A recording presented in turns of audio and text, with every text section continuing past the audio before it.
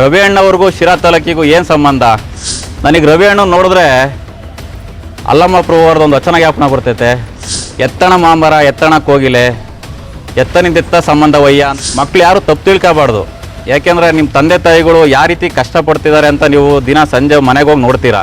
ಈಗಾಗಲೇ 2026ರ ಶೈಕ್ಷಣಿಕ ವರ್ಷ ಪ್ರಾರಂಭ ಆಗಿ ಇಂದಿಗೆ 4 ದಿವಸ ಆಗಿದೆ.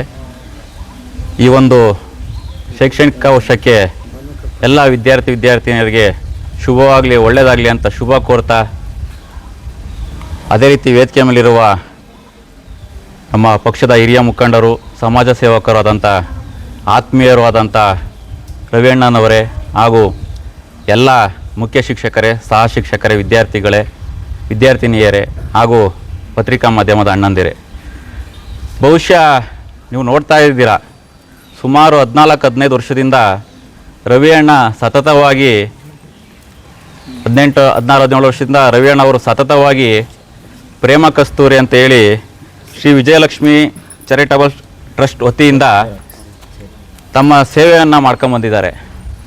ರವಿ ಅಣ್ಣ ಬರೇ ಬುಕ್ಸ್ ಒಂದೇ ಕೊಡ್ತಾ ಇಲ್ಲ, ಅನೇಕ ಬಡ ಮಕ್ಕಳಿಗೆ ಬೇರೆ ರೀತಿಯ ವೈಯಕ್ತಿಕ ಸಹಾಯ ಮಾಡೋರ ಜೊತೆಗೆ ದೇವಸ್ಥಾನಗಳಿಗೆ ಶಿಖರಗಳನ್ನ ಕಟ್ಟಿಸ್ಕೊಡ್ತಾ ಇದ್ದಾರೆ. ಅವ್ರ ಶಕ್ತಿ ಮೀರಿ ಅವ್ರ ದುಡಿಮೆಯಲ್ಲಿ, ಮೇಡಮ್ ಅವ್ರು ಹೇಳಿದ್ರು ನಾವು ದುಡಿಮೆಯಲ್ಲಿ ಏನಾದರೂ 1% ಸಹಾಯ ಮಾಡಬೇಕು ಅಂತ. ಆ ರೀತಿ ರವಿ ಅಣ್ಣ ಸಹಾಯ ಮಾಡ್ತಾ ಬರ್ತಾ ಇದ್ದಾರೆ. ನನಗೆ ರವಿ ಅಣ್ಣ ನೋಡಿದ್ರೆ ಅಲ್ಲಮ್ಮ ಪ್ರಭುವರದೊಂದು ವಚನ ಜ್ಞಾಪನ ಬರ್ತೈತೆ. ಎತ್ತಣ ಮಾಂಬರ ಎತ್ತಣ ಕೋಗಿಲೆ ಎತ್ತನಿಂದೆತ್ತ ಸಂಬಂಧವಯ್ಯ ಅಂತ. ರವಿ ಅಣ್ಣವ್ರಿಗೂ ಶಿರಾ ತಾಲೂಕಿಗೂ ಏನು ಸಂಬಂಧ? ಅವ್ರು ಯಾಕೆ ಈ ಸೇವೆ ಮಾಡ್ತಾ ಇದ್ದಾರೆ ಅನ್ನೋದು ನಾವು ಅರ್ಥ ಮಾಡ್ಕೋಬೇಕು. ಯಾಕೆಂದರೆ ನಾನು ಒಂದು ಬಡ ಕುಟುಂಬದಲ್ಲಿ ಹುಟ್ಟಿ, ನಾನು ಸಮೇತ ಸರ್ಕಾರಿ ಶಾಲೆಯಲ್ಲಿ ಬೆಳೆದು, ಸರ್ಕಾರಿ ಶಾಲೆಯಲ್ಲಿ ಓದುವಂಥ ಮಕ್ಕಳ ಕಷ್ಟವನ್ನು ಅರಿತು ಇವತ್ತು ಇಂಥ ಒಂದು ಮಕ್ಕಳಿಗೆ ಅನುಕೂಲ ಆಗಲಿ ಅಂತೇಳಿ ಇಂಥ ಕೆಲಸ ಮಾಡ್ತಾಯಿದ್ದಾರೆ. ಅವ್ರಿಗೆ ಒಳ್ಳೇದಾಗಲಿ, ಅವ್ರ ಕುಟುಂಬಕ್ಕೆ ಒಳ್ಳೇದಾಗಲಿ ಅಂತ ಬಯಸ್ತಾ, ಮತ್ತು ಈ ಬುಕ್ಸು ರವಿ ಅಣ್ಣ ಕೊಡ್ತಾ ಇರೋದನ್ನ ನೀವೆಲ್ಲ ಸದುಪಯೋಗ ಪಡಿಸ್ಕೋಬೇಕು. ಮಕ್ಕಳು ಯಾರು ತಪ್ಪು ತಿಳ್ಕೋಬಾರ್ದು.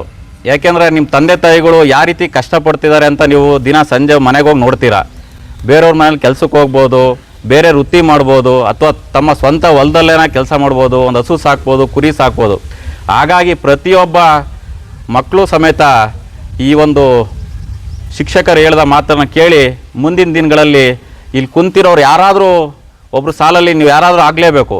ಯಾರಾದರೂ ಅಂದರೆ ನಾನು ಆಗಬೇಕು ಅಂತ ಪ್ರತಿಯೊಬ್ಬ ಮಕ್ಕಳಲ್ಲೂ ಛಲ ಬರಬೇಕು. ಇಲ್ಲಿ ಕುಂತಿರೋ ಅಷ್ಟು ಮಕ್ಕಳು ನಾಳೆ ಯಾರು ಏನಾಗ್ತಾರೆ ಅಂತ ಗೊತ್ತಿಲ್ಲ. ಹಾಗಾಗಿ ಪ್ರತಿಯೊಬ್ಬರು ತುಂಬ ಶ್ರದ್ಧೆ ಭಕ್ತಿಯಿಂದ ಓದಿ, ಗುರು ಹಿರಿಯರಿಗೆ ಒಂದು ಮರ್ಯಾದೆ ಕೊಡಿ. ಹಾಗಾಗಿ ತಂದೆ ತಾಯಿಗಳನ್ನ ಗೌರವದಿಂದ ಕಾಣಿ. ನಾವು ಸಂಸ್ಕಾರಯುತವಾದ ಶಿಕ್ಷಣ ಕಲಿತಾಗ ಮಾತ್ರ ನಾವು ನಮ್ಮ ಶಾಲೆ, ನಮ್ಮ ಊರು, ನಮ್ಮ ಮನೆ ಅಂತ ಏನಾದರೂ ನಾವು ಬದುಕೋಕ್ಕಾಗೋದು. ಹಾಗಾಗಿ ತಾವೆಲ್ಲರೂ ಸಂಸ್ಕಾರಯುತವಾಗಿ ಬದುಕಿ ನಿಮ್ಮ ಭಾಳ ಹಸನಾಗಲಿ ಅಂತ ಈ ಒಂದು ಸಂದರ್ಭದಲ್ಲಿ ಆಶಿಸ್ತಾ, ಇದೇ ರೀತಿ ರವಿ ಅಣ್ಣವ್ರಿಗೆ ಹೆಚ್ಚಿನ ಶಕ್ತಿ ಆ ತಾಯಿ ಚಾಮುಂಡೇಶ್ವರಿ ಒದಗಿಸ್ಲಿ ಅಂತ ಹೇಳಿ ನನಗೆ ಮಾತಾಡಲು ಅವಕಾಶ ಮಾಡಿಕೊಟ್ಟಂಥ ತಮ್ಮೆಲ್ಲರಿಗೂ ಒಂದ್ಸಿ ನಾನು 2 ಮಾತುಗಳು ಮುಗಿಸ್ತೀನಿ. ಜೈ ಹಿಂದ್, ಜೈ ಭುವನೇಶ್ವರಿ. ನೀವು ಸಣ್ಣ ಆಗ್ಬೇಕಲ್ವಾ? ಅದು ಒಂದು ಉತ್ತಮ ಆಹಾರದಿಂದ ಸಣ್ಣ ಆಗ್ಬೇಕಲ್ವಾ? ಪ್ರತಿದಿನ ನಮ್ಮ ಜೀನಿ ಸ್ಲಿಮ್ನ ಯೂಸ್ ಮಾಡಿ ಯಾವುದೇ ಸೈಡ್ ಎಫೆಕ್ಟ್ ಇಲ್ದಂಗೆ ನೀವು ಸಣ್ಣ ಆಗ್ತೀರಾ.